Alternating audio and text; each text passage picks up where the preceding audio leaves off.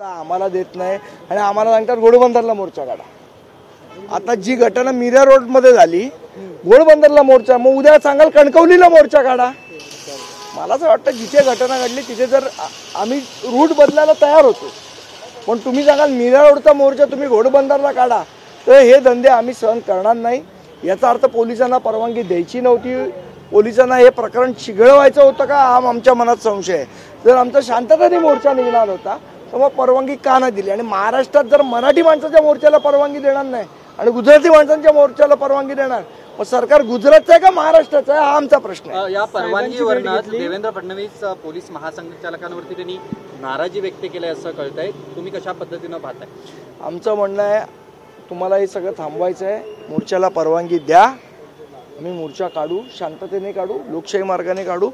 दडपशाही कराल तर मग उत्स्फूर्तपणे आज ज्या पद्धतीने महाराष्ट्र सैनिक गेला त्या पद्धतीने सगळेजण मीरा रोडला जातील आणि मग कायदा सुव्यवस्था बिघडले त्याला सरकार जबाबदार। त्यांनी काही आदेश दिले का किंवा काही सूचना केलेत? मी साहेबांना सगळ्या परिस्थितीची कल्पना दिलेली आहे आणि ते परिस्थितीवर लक्ष ठेवून आहे। त्यांनी आदेश दिलेत का?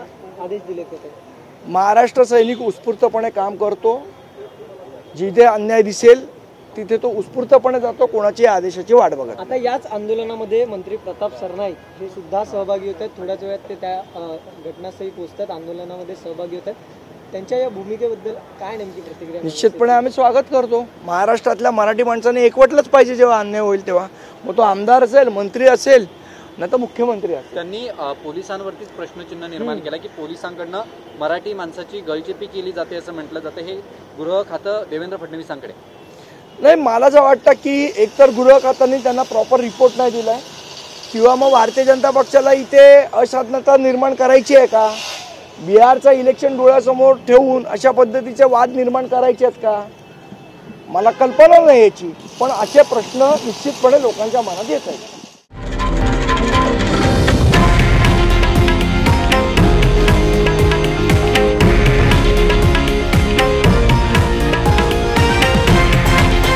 हे आहे देशातील नंबर 1 न्यूज नेटवर्क आणि आपण पाहत आहात TV9 मराठी, एकमेव।